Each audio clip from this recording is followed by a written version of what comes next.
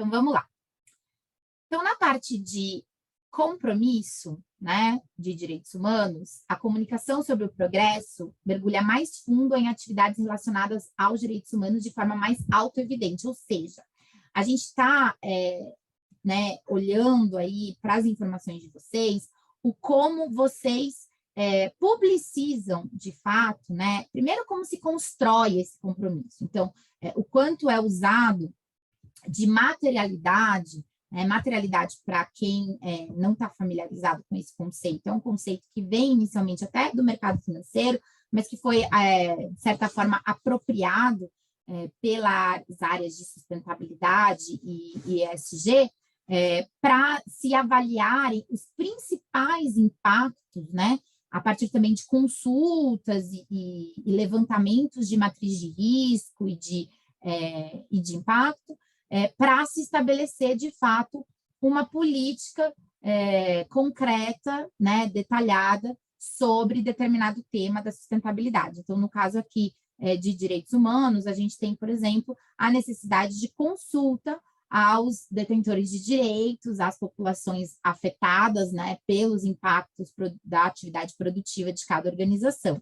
Então, um bom compromisso, ou seja, um compromisso que realmente atenda às melhores práticas, os princípios orientadores, né, GRI e tudo mais, ele vai partir dessa análise de materialidade.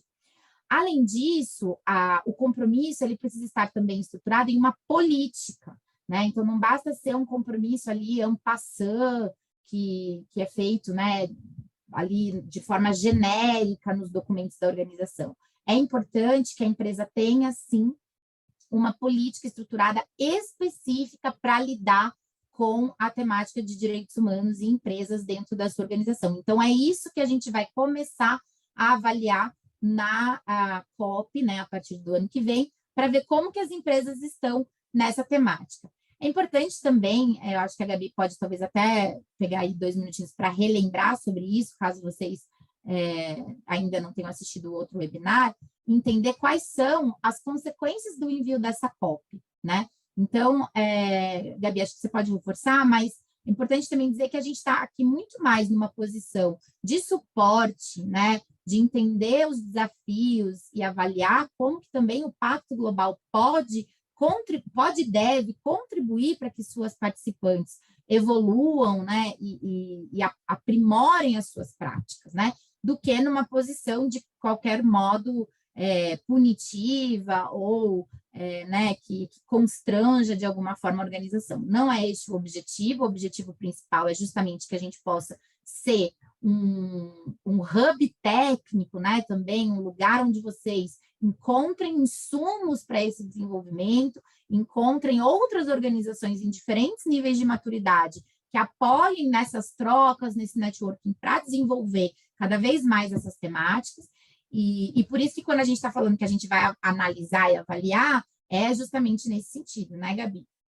Exatamente, Tainá. A gente vai gerar também gráficos que ajudam vocês a entender qual é a maturidade nos temas que a gente trabalha aqui dentro do Pacto Global, a evolução ao longo dos anos. Então, ajuda nessa autogestão, principalmente das empresas que ainda não têm uma análise de materialidade, não têm um relatório de sustentabilidade, né, baseado no GRI. Então, ajuda como um pontapé inicial e uma maneira de um termômetro para entender quais são os pontos que vocês podem trabalhar com mais afinco nos próximos anos junto ao Pacto Global, quais vocês já são pioneiros e podem ser cases de sucesso aqui dentro das nossas articulações, das nossas interações. Então, sim um movimento de transparência com os stakeholders, porque ficam públicas essas informações que são postadas no nosso site, mas também serve como autogestão, principalmente para empresas menores, mas obviamente, para todo mundo que se beneficia aqui do Pacto Global. E da mesma maneira, também serve para a gente, para entender onde a gente precisa trabalhar, com qual setor a gente precisa desenvolver um pouco mais direitos humanos, por exemplo, que precisa mais desse nosso suporte, dessa nossa atenção. Então, a gente consegue direcionar os nossos esforços também para pontos que precisam ser desenvolvidos. Muito bom. Bom, a segunda parte, né, que a gente conversou é a questão justamente da prevenção, ou seja, como a gente previne, a partir dessa análise de materialidade e do desenvolvimento dessa política, que não haja desrespeito aos direitos humanos. Então, os principais pontos aqui são engajamento das partes interessadas, ou seja, de toda essa cadeia de stakeholders que eu comentei, desde as populações do entorno da atividade produtiva, colaboradores e colaboradoras, clientes e, né, o consumidor final, né, desse produto ou serviço que é oferecido pela empresa, fornecedores, enfim, todo o entorno, né, dessa atividade, dessa cadeia que é impactada pela atividade produtiva da empresa. A prevenção e mitigação vai focar justamente após esta escuta, com a implementação da política em atividades me escapa a palavra agora, né? Pontos de atenção que devem ser levados em consideração para o desenvolvimento do trabalho ali, né, de cada área, de cada organização, na prevenção e mitigação desses impactos. É importante dizer que há casos em que a prevenção absoluta, ela não é possível, né? Por quê? Porque vai ter ali algum impacto ali nas populações envolvidas, nas partes interessadas, mas que este impacto ele precisa ser conhecido, gerenciado, o seu risco avaliado e o seu impacto mitigado no maior nível possível. O outro ponto bastante relevante também é a formação, treinamento, ou seja, que os colaboradores, as colaboradoras, as pessoas envolvidas nessas atividades sejam constantemente treinadas para compreender a importância e a relevância dessa temática e estarem preparadas também para agir em conformidade com a política, né, com o compromisso aí assumido pela organização, além, é claro, da legislação vigente em cada país, né? Porque, para além da questão da política e do compromisso que a empresa assume, a gente tem já, né, nos diversos países, e no Brasil não é diferente, legislações específicas para cada área, para cada tema, quando se trata de empresas e direitos humanos. Isso também é um tema que a gente explora bastante no nosso treinamento sobre empresas e direitos humanos. E, por fim, ainda nesse ponto, a gente tem um progresso de prevenção e mitigação, que é acompanhar de perto, né, seja através da devida diligência ou da própria matriz de risco, como estão esses pontos, como estão, né, como está essa gestão do risco encontrada e o que tem sido feito constantemente para que a gente previna e mitigue os impactos aí aos direitos humanos das pessoas. No que se trata a performance, né, como a gente mostrou no quadro anterior, a gente não tem aqui na questão de direitos humanos especificamente perguntas relacionadas a isso. E, por fim, na remediação, a gente tem, então, as atividades, né, as implementações de atividades de remediação mais diretas. Então, quando há, né, algo foge ali do controle, ou acontece um erro, ou seja lá o que for, que fuja do que nós estamos acompanhando, lidando, gerindo na parte de prevenção, como a empresa lida com essa remediação, e que relatórios e ações práticas são engendrados e como isso é publicizado também pela empresa, seja nos seus relatórios de sustentabilidade, nas suas comunicações à imprensa, nas suas comunicações internas também e com as próprias partes interessadas. Bom, aí a gente colocou aqui, né, para vocês as perguntas, né, uma a uma, para a gente ir conversando sobre eventuais dúvidas relacionadas à parte né, às áreas do questionário da COP que estão diretamente ligadas à área de direitos humanos. Se houverem perguntas, acho que a gente pode começar, antes de começar aqui com as perguntas, e ver se tem alguma coisa.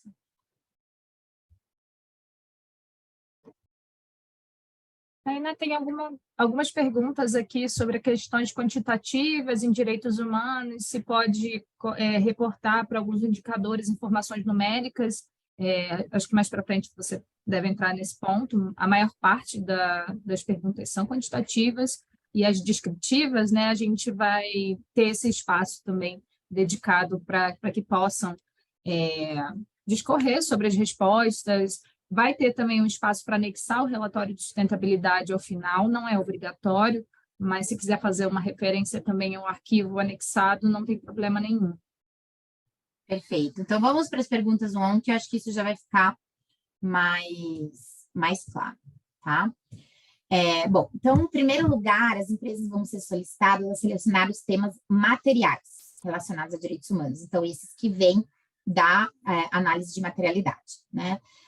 Que é essa materialidade? Então, de acordo com o próprio quadro de relatórios dos princípios orientadores, então, UNGP aqui, United Nations Guiding Principles, são nada mais, nada menos do que os princípios orientadores sobre empresas e direitos humanos da ONU. Ele vai dizer que as questões de direitos humanos mais importantes de uma empresa correspondem às que estão em risco de impacto negativo mais severo por meio de suas atividades ou relações comerciais. Ou seja, são considerados os temas materiais aqueles que representam os impactos mais significativos da organização. Isso também está no próprio glossário do GRI. Então, esse conceito de materialidade, ele vai ser um tema constante quando a gente está falando aqui de direitos humanos, né? Qual é o impacto, né, que as minhas atividades têm que eu preciso ficar mais atenta e priorizar, né? Então, a primeira pergunta, ela vai já justamente nesse sentido, ou seja, qual dos seguintes tópicos, e aí temos uma lista, né, de temas relacionados a direitos humanos, a empresa identificou como temas materiais de direitos humanos ligados à sua operação e ou cadeia de valor. Importante dizer aqui, gente, que a gente sempre que a gente está falando de uma análise de materialidade na temática de direitos humanos, de uma análise de risco, de uma matriz de risco, de uma devida diligência, enfim, qualquer tipo de análise que enfoque nos princípios relacionados a direitos humanos, a gente sempre vai estar olhando tanto para as operações próprias como para a cadeia de valor, porque é um grande gap, né, das organizações justamente conseguir acompanhar e gerenciar os riscos que muitas vezes são maiores justamente nas empresas que ela contrata nas suas operações, né? Empresas menores, muitas vezes com com práticas de governança não tão estruturadas. Só para dar um exemplo, a gente recentemente teve uma pesquisa com as nossas organizações, né? Que está dentro de um grande projeto que a gente tem aqui na área de direitos humanos e que, inclusive, lançaremos o relatório analítico com todas as nossas conclusões, agora em Genebra, no 11º Fórum de Direitos Humanos e Empresas da ONU, nos próximos, no finalzinho ali de novembro, de 28 a 30, vai ser o principal evento, e nós, do Pacto Global no Brasil, estaremos com uma série de outros eventos paralelos. A gente fez essa coleta de dados, né, essa survey, vamos dizer assim, e 107 empresas responderam. E o que a gente observou justamente é que há um gap bastante importante entre os controles e a gestão da cadeia de risco, desculpem, dos riscos e da matriz de risco da própria operação versus a gestão de riscos da sua cadeia e dos seus fornecedores, que diminui mais ainda quando a gente está falando de clientes, né, de impacto em consumidores e clientes. Então, só para dar ali um spoiler desse relatório que a gente vai lançar em breve, e com certeza vai ser um material também de apoio para a reflexão de vocês quando chegar o momento de responder aqui a COP. Bom, então, quais desses tópicos a empresa identificou como temas materiais ligados à sua operação ou cadeia de valor, seja com base em sua saliência ou outra base, né? Então, a saliência, né, a relevância, a importância, ou outra base que pode ser o tamanho desse impacto, ou a especificidade do tema para aquela organização. Então, pode ser que teu impacto não seja o maior naquele tema, mas que aquele seja um tema muito estratégico e específico para o tipo do seu negócio, então você coloque ele ali como tema material, justamente porque, apesar de talvez não ter um risco tão grande, se houver, né, um problema ali naquele tema, ele se torna um tema muito grave. Então, né, a lista aqui de temas, como a gente acabou já passando, então a gente tem liberdade de associação, reconhecimento efetivo do direito à negociação coletiva, trabalho infantil, trabalho forçado ou análogo à escravidão, não discriminação em relação ao emprego e ocupação, ambiente de trabalho seguro e saudável, condições de trabalho, liberdade de expressão, acesso à água e saneamento, segurança digital, privacidade, igualdade de gênero e direitos das mulheres, direitos dos povos indígenas, direitos dos refugiados e imigrantes, ou outro que a empresa queira indicar. Então, essa é a primeira, né, pergunta aí para a gente começar essa reflexão na COP. Lembrando, então, dos princípios orientadores, né, e desse compromisso, né, como que a gente se relaciona, né, em relação a este compromisso público da nossa política, do nosso trabalho com direitos humanos, a gente vai justamente perguntar qual é o compromisso da empresa em relação aos seguintes temas, tá? O questionário ele vai dar ali, desculpem, os princípios eles vão dar ali uma base de como considerar, né, esse compromisso a nível de profundidade, né? O quanto mais alto, mais respostas positivas ali, mais alto é esse nível de compromisso. Então, a gente precisa, né, para ter um bom compromisso, né, um compromisso que seja considerado um compromisso sólido, que ele seja aprovado no nível mais alto da empresa, que ele seja informado por relevantes conhecimentos internos ou externos, ou seja, aquela questão da consulta às partes interessadas, que ele estipule expectativas claras, né, de direitos humanos da empresa sobre tanto pessoal próprio como parceiros comerciais e outras partes, e que ele esteja disponível publicamente e seja comunicado tanto interna quanto externamente. Além disso, também considerado, para ser considerado um compromisso sólido, ele precisa estar refletido nas políticas operacionais e procedimentos necessários para incorporá-lo em todo o empreendimento. O que isso significa? Significa que não basta a gente ter esse compromisso claro, público e aprovado apenas na política de direitos humanos, se esse compromisso não estiver refletido em todas as políticas, né, que façam sentido ou que estejam conectadas àquela temática. Então, para cada um desses temas, a gente vai ter aí essas 4 opções de resposta, né? Então, não temos planos para desenvolver uma política, espero eu que nenhuma empresa que esteja aqui né, vá ter essa resposta. Não, mas planejamos nos próximos 2 anos. Sim, incluído dentro de uma política mais ampla ou como uma política independente. E se sim, também pede a política a última revisão, né, dessa política. E aí, por fim, pede também que se carregue o documento ou forneça informações adicionais. Vamos em frente. E aí, ele vai entrar justamente naquela linha, né, naquela qualidade, vamos dizer assim, do compromisso que a gente conversou, né, agora há pouco. Então, para entender um pouquinho, item a item, como, em termos de solidez, essa política está estruturada.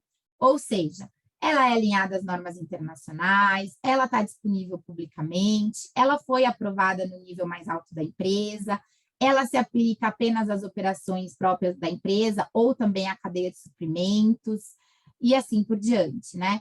E um outro ponto super importante, que eu acho que eu acabei não comentando, é que também para ser considerada uma política, né, um compromisso sólido, os princípios orientadores, eles recomendam fortemente que a empresa use expertise, tanto interna quanto externa, para estruturar essa política. Então, uma consultoria especializada, né, ou orientadores como o próprio GRI e a nossa própria COP. Então, é importante entender a partir de qual conhecimento e expertise essa política foi desenvolvida, porque isso também vai ser um indicador importante para se entender a solidez efetiva dessa política. Então, aqui a gente deu o exemplo de liberdade de expressão, mas a gente vai ter para cada um daqueles direitos humanos, né, que foram colocados lá no começo, uma pergunta, né, uma subpergunta dessa questão 2, então teremos 2.1, 2.2, 2.3 e assim por diante,